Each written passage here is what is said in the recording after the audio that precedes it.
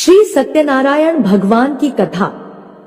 बोलिए श्री सत्यनारायण भगवान जी की जय। जय श्री कृष्णा। राधे राधे।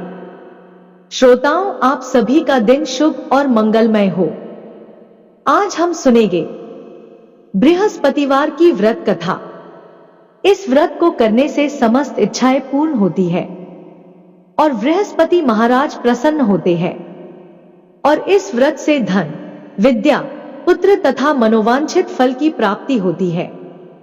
परिवार में सुख तथा शांति बनी रहती है। इसलिए यह व्रत सर्वश्रेष्ठ और अति फलदायक माना जाता है।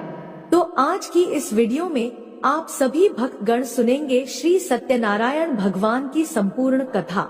तो आइए भगवान श्री लक्ष्मी नारायण जी के चरणों का ध्यान करते हुए बड़ी ही श्रद्धा और प्रसन्नचित्त मन से श्री सत्यनारायण भगवान की कथा को सुनते हैं।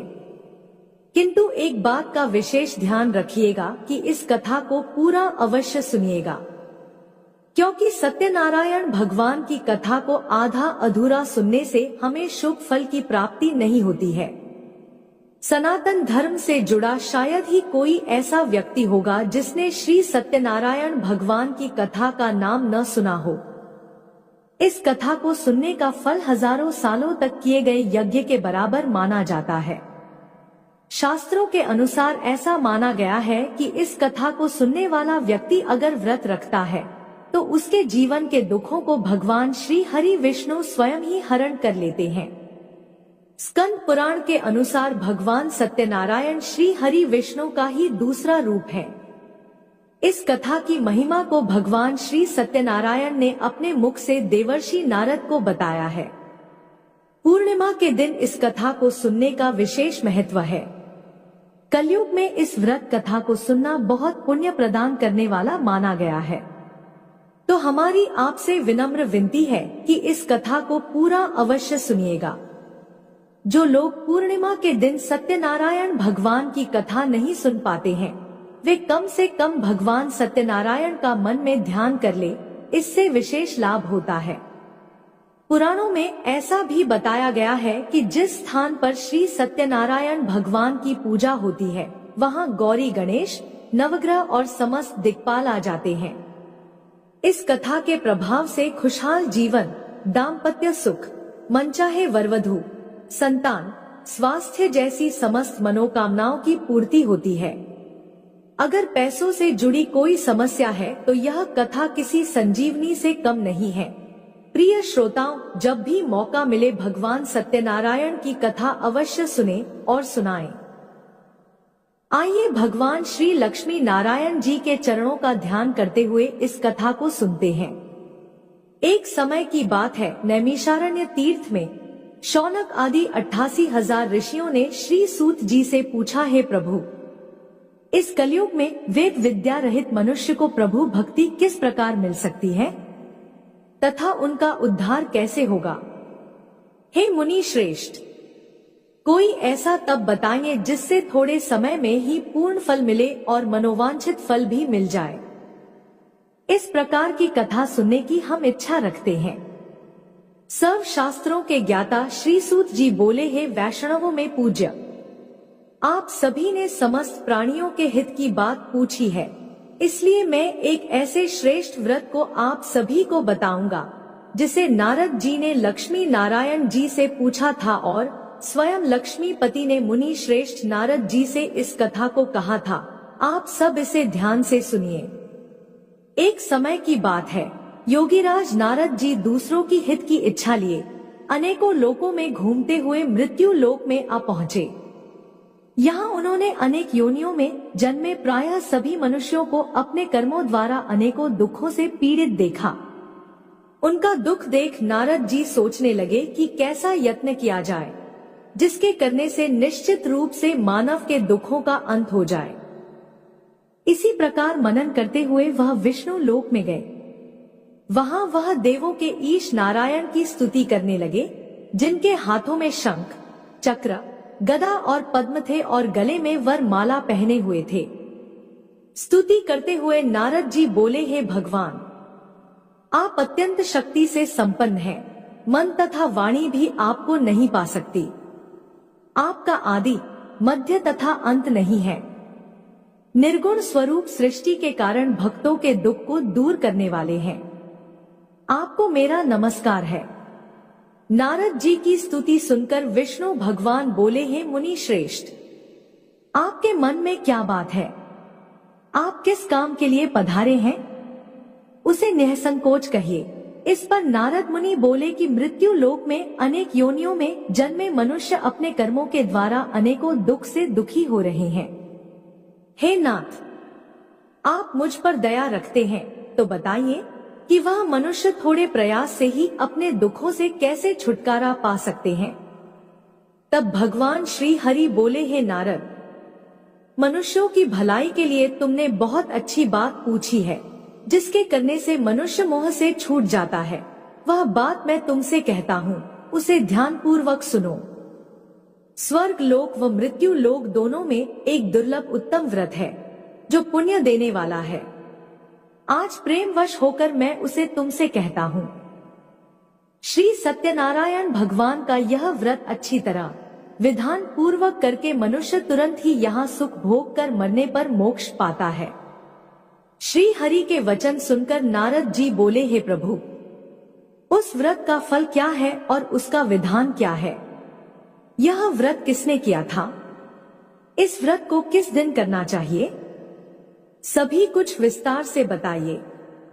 नारद जी की बात सुनकर श्री हरि बोले, दुख और शोक को दूर करने वाला, यह सभी स्थानों पर विजय दिलाने वाला है।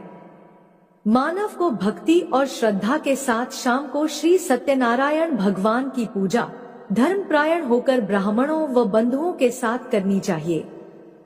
भक्ति भाव से ही नैवेद्य, केले का फल, घी, दूध और गेहूं का आटा सवाया ले। गेहूं के स्थान पर साठी का आटा, शक्कर तथा गुड़ लेकर और सभी भक्षण योग्य पदार्थों को मिलाकर भगवान का भोग लगाएं।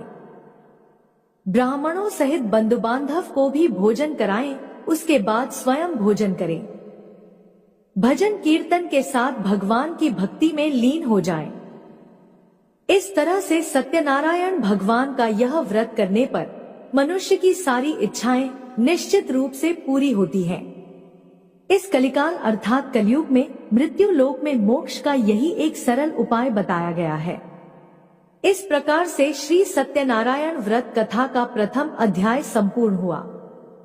आप लोग बड़ी श्रद्धा और प्रेम से बोलिए, श्री सत्यनारायण भगवान की जय।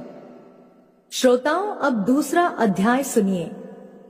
सूत जी बोले, हे ऋषियों, जिसने सबसे पहले इस व्रत को किया था, मैं उसका इतिहास कहता हूँ, इसे ध्यान से सुनो।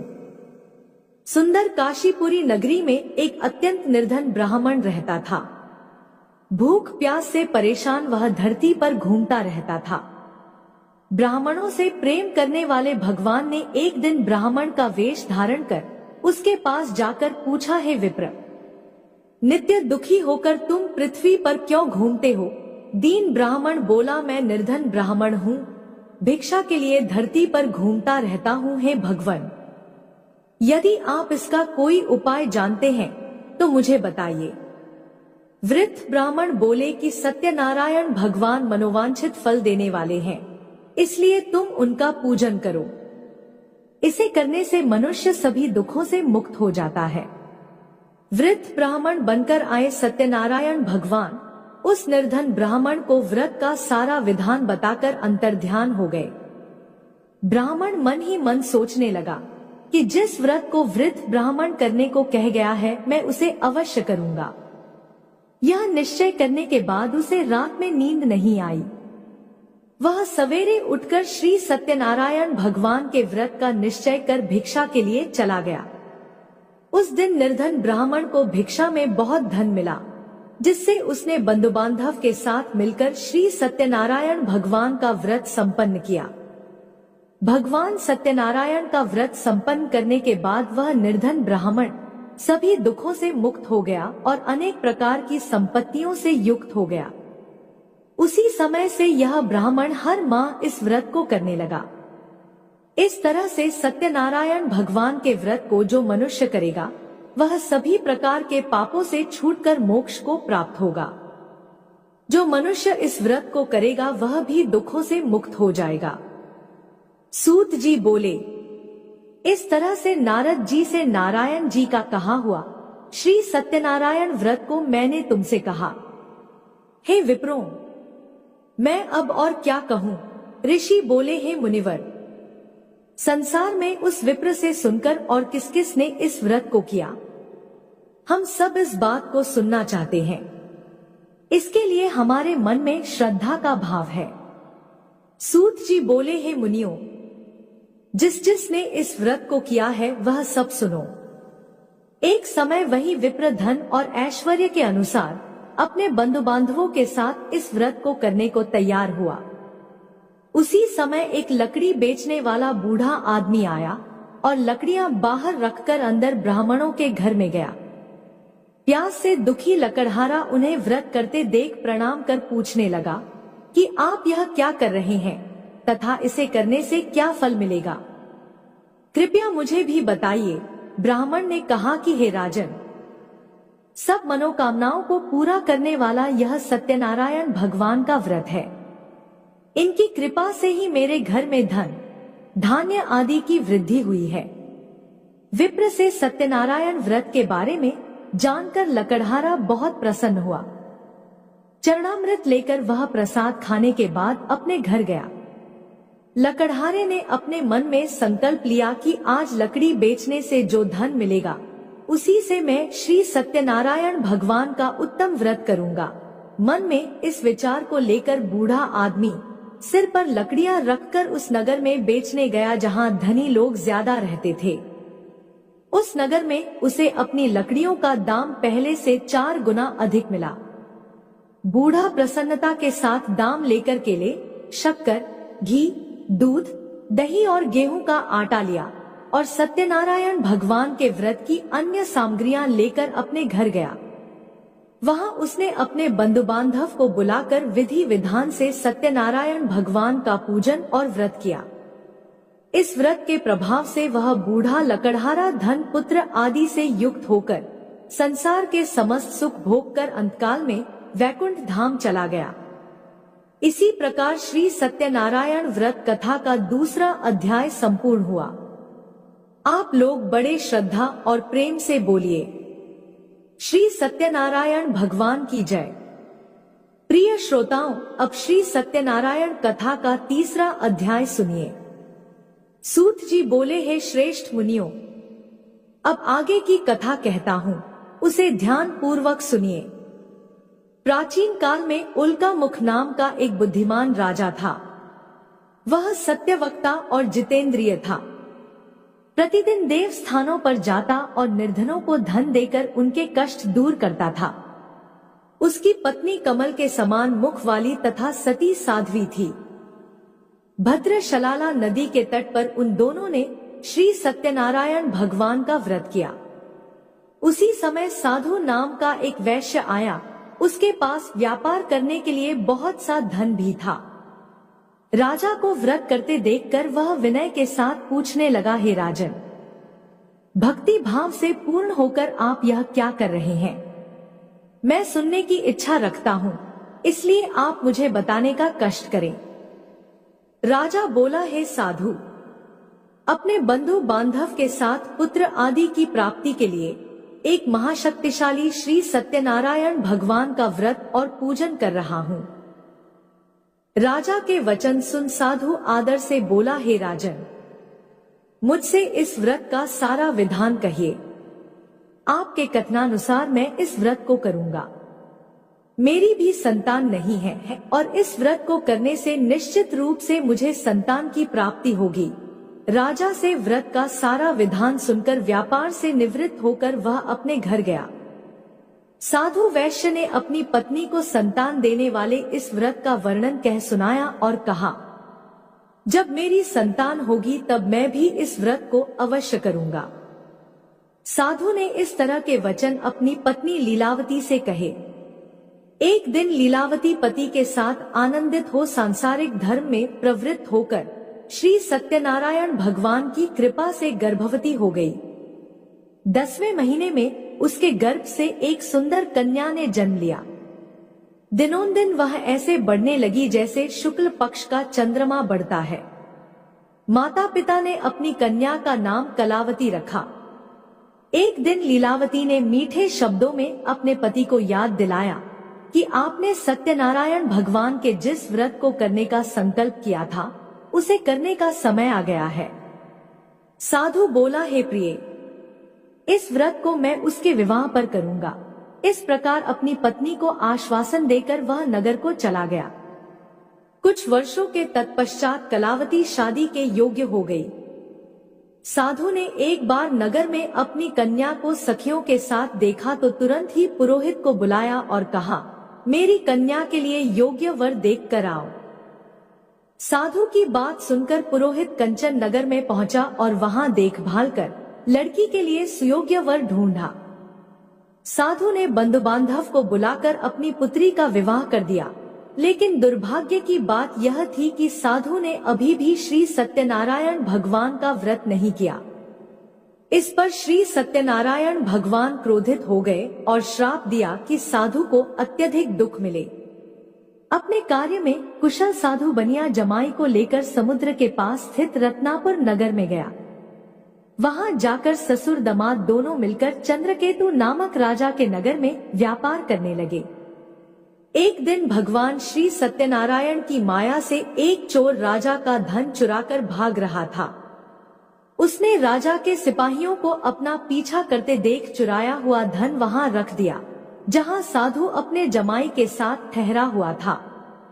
राजा के सिपाहियों ने साधु वैश्य के पास राजा का धन पड़ा देखा तो ससुर जमाई दोनों को बांधकर प्रसन्नता से राजा के पास ले गए और कहा, महाराज, हम दोनों चोरों को पकड़ लाए हैं, आप आगे की कार्रवाई की आज्ञा दें। राजा की आज्ञा से उन दोनों को कारावास में डाल दिया गया और उनका सारा धन भी उनसे छीन लिया गया। श्री सत्यनारायण भगवान के श्राप से साधु की पत्नी भी बहुत दुखी हुई। घर में जो धन रखा था उसे चोर चुरा ले गए। शारीरिक तथा मानसिक पीड़ा व भूख प्यास से अति दुखी होकर कलावती एक ब्राह्मण के घर गई। वहां उसने श्री सत्यनारायण भगवान का व्रत होते देखा और कथा भी सुनी। वह प्रसाद ग्रहण कर रात को घर वापस आई। माता ने कलावती से पूछा, हे पुत्री, अब तक तुम कहाँ थी? तेरे मन में क्या है? कलावती ने अपनी माता से कहा, है माता, मैंने एक ब्राह्मण के घर में श्री सत्यनारायण भगवान का व्रत अनुष्ठान होते देखा है। कन्या के वचन सुनकर लीलावती भगवान के पूजन की तैयारी करने लगी। लीलावती ने परिवार व बंधुओं सहित सत्यनारायण भगवान का पूजन किया और उनसे वर मांगा कि हे प्रभु, मेरे पति तथा जमाई शीघ्र घर आ जाएं। साथ ही यह भी प्रार्थना की कि हम सबका अपराध भगवान क्षमा करें। श्री सत्यनारायण भगवान इस व्रत से संतुष्ट हो गए और राजा चंद्रकेतु को सपने में दर्शन देकर कहा, हे राजन, तुम उन दोनों वैश्य को छोड़ दो और तुमने उनका जो धन लिया है उसे भी वापस कर दो। अगर ऐसा नहीं किया तो मैं तुम्हारा धन, राज्य और संतान सभी को नष्ट कर दूंगा। राजा को यह सब कहकर सत्यनारायण भगवान अंतर्ध्यान हो गए। प्रातःकाल सभा में राजा ने अपना सपना सुनाया, फिर बोले, वणिक पुत्रों को कैद से मुक्त कर सभा में लाओ। दोनों ने आते ही राजा को प्रणाम किया। राजा अत्यंत मधुर वाणी में बोला, हे महानुभावों, दुर्भाग्य से ऐसा कठिन दुख तुम्हें प्राप्त हुआ है, लेकिन अब तुम्हें कोई भय नहीं है। ऐसा कहकर राजा ने उन दोनों को नए वस्त्र और आभूषण पहनाए और जितना धन उनका लिया था उससे दोगुना धन वापस कर दिया। दोनों वैश्य अपने घर को चल दिए। इस प्रकार से श्री सत्यनारायण व्रत कथा का तीसरा अध्याय यहीं पर संपूर्ण हुआ। बड़े श्रद्धा और प्रेम से बोलिए, श्री सत्यनारायण भगवान की जय। श्रोताओं, आइए अब श्री सत्यनारायण भगवान की कथा का चौथा अध्याय सुनते हैं। सूत जी बोले, वैश्य ने मंगलाचार कर अपनी यात्रा आरंभ की और अपने नगर की ओर चल दिए। उनके थोड़ी दूर जाने के बाद एक दंडी वेशधारी श्री सत्यनारायण भगवान ने उनसे पूछा, हे साधु, तेरी नाव में क्या है? व्यापारी हंसता हुआ बोला, है दंडी, आप क्यों पूछते हो? क्या धन लेने की इच्छा है? मेरी नाव में तो बेल और पत्ते भरे हुए हैं। वैश्य के कठोर वचन सुनकर दंडी बने श्री सत्यनारायण भगवान बोले, तुम्हारे वचन सत्य हो। दंडी ऐसा वचन कहकर वहां से दूर चले गए और कुछ दूर जाकर समुद्र के किनारे बैठ गए।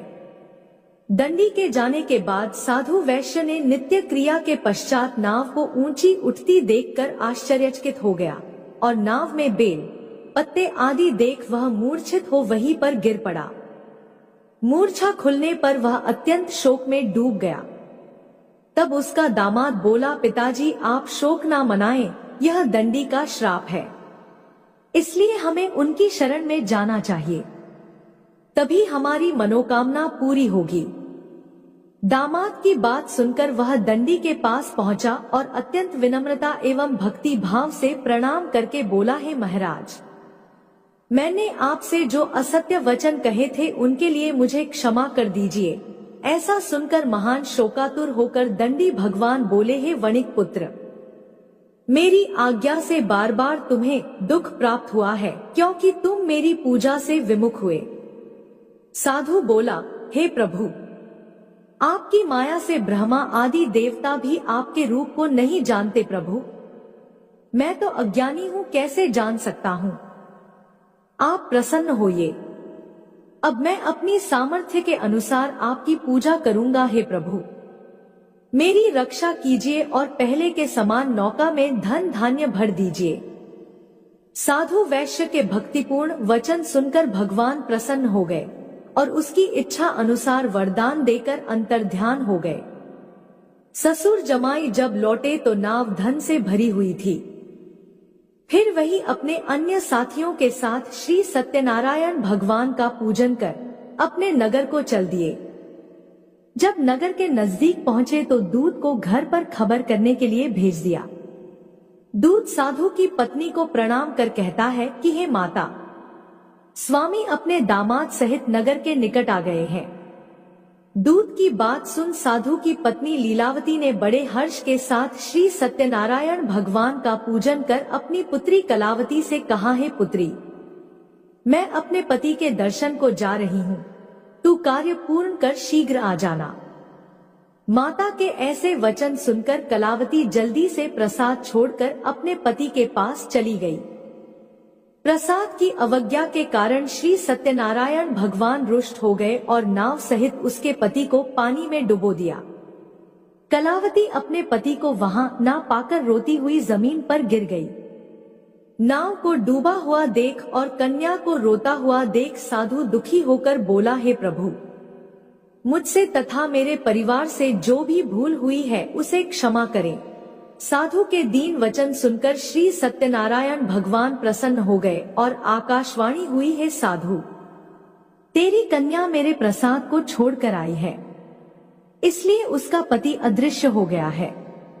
यदि वह घर जाकर प्रसाद खाकर लौटती है तो उसे इसका पति अवश्य मिलेगा। ऐसी आकाशवाणी सुनकर कलावती घर पहुंचकर प्रसाद ग्रहण करती है और फिर आकर अपने पति के दर्शन करती है। इसके बाद साधु अपने बंधु बांधव सहित श्री सत्यनारायण भगवान का विधि विधान से पूजन करता है। इस लोक का सुख भोगने के बाद अंत में स्वर्ग जाता है। इस प्रकार से श्री सत्यनारायण भगवान व्रत कथा का चतुर्थ अध्याय संपूर्ण हुआ। बड़े ही श्रद्धा और प्रेम से बोलिए, श्रीमन नारायण नारायण हरि हरि, भजमन नारायण नारायण हरि हरि। बोलिए श्री सत्यनारायण भगवान की जय। आइए अब श्री सत्यनारायण भगवान की कथा का 5वां अध्याय सुनते हैं। सूत जी बोले, हे ऋषियों, मैं और भी एक कथा सुनाता हूँ, उसे भी ध्यानपूर्वक सुनो। प्रजापालन में लीन तुंगध्वज नाम का एक राजा था। उसने भी भगवान का प्रसाद त्याग कर बहुत दुख सहन किया। एक बार वन में जाकर वन्य पशुओं को मारकर वह वट के पेड़ के नीचे आया। वहां उसने ग्वालों को भक्ति भाव से अपने बंधुओं सहित सत्यनारायण भगवान का पूजन करते देखा। अभिमानवश राजा ने उन्हें देखकर भी पूजा स्थल पर नहीं गया और न ही उसने भगवान को नमस्कार किया।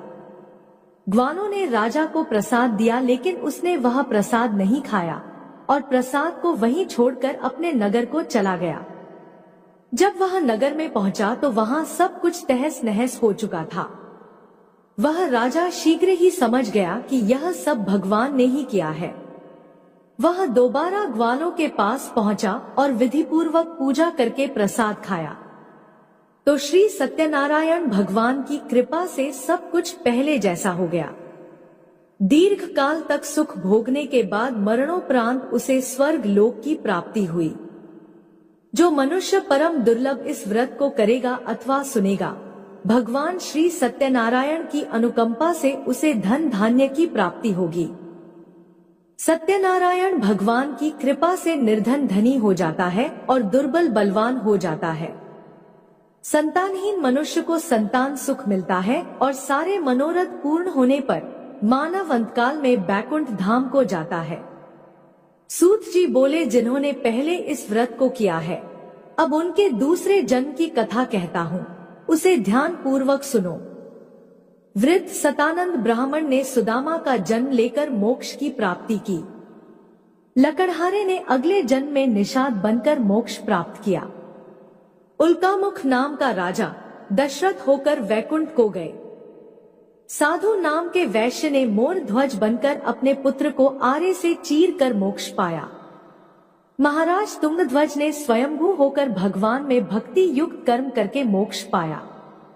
इस प्रकार श्री सत्यनारायण व्रत कथा का 5वां अध्याय संपूर्ण हुआ।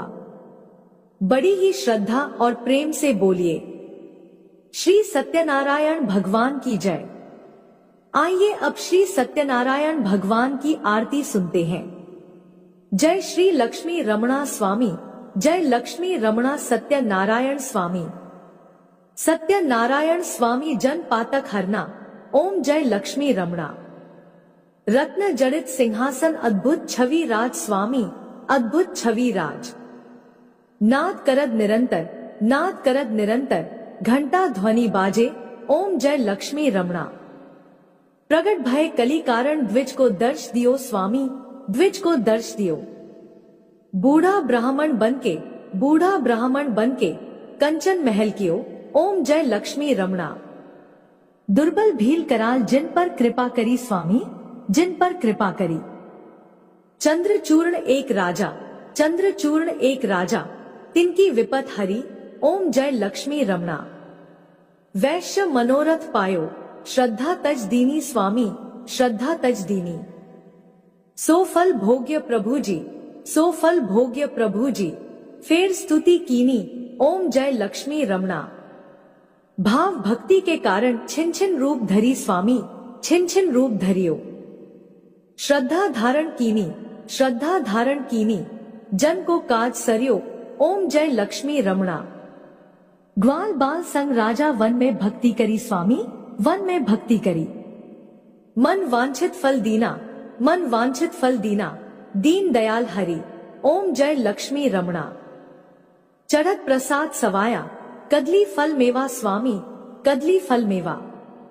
धूप दीप तुलसी से, धूप दीप तुलसी से, राजी सतदेवा, ओम जय लक्ष्मी रमणा। श्री सत्यनारायण जी की आरती जो कोई नर गावे स्वामी, आरती जो कोई नर गावे, कहत शिवानंद स्वामी, कहत शिवानंद स्वामी। मन वांछित फल पावे, ओम जय लक्ष्मी रमणा। बोलिए श्री सत्यनारायण भगवान की जय। श्रोताओं, पूरी सत्यनारायण व्रत कथा का निहितार्थ यह है कि लौकिक एवं पालौकिक हितों की साधना के लिए मनुष्य को सत्य आचरण का व्रत लेना चाहिए। सत्य ही भगवान है, सत्य ही विष्णु है। लोक में सारी बुराइयों, सारे कलेश, सारे संघर्षों का मूल कारण है सत्य आचरण का अभाव। श्री सत्यनारायण व्रत कथा पुस्तिका में इस संबंध में एक श्लोक है, जिसका अर्थ है कि सत्यनारायण व्रत का अनुष्ठान करके मनुष्य सभी दुखों से मुक्त हो जाता है। कलिकाल में सत्य की पूजा विशेष रूप से फलदायी है। सत्य के अनेक नाम हैं, यथा सत्य नारायण, सत्य देव सनातन, सत्य रूपी विष्णु भगवान कलयुग में अनेक रूप धारण करके लोगों को मनवांछित फल देंगे। इसी प्रकार से श्री सत्यनारायण व्रत कथा संपूर्ण हुई। जय श्री सत्यनारायण भगवान। प्रेम से बोलिए लक्ष्मी नारायण की जय। आशा करती हूँ कि आपको कहानी पसंद आई होगी।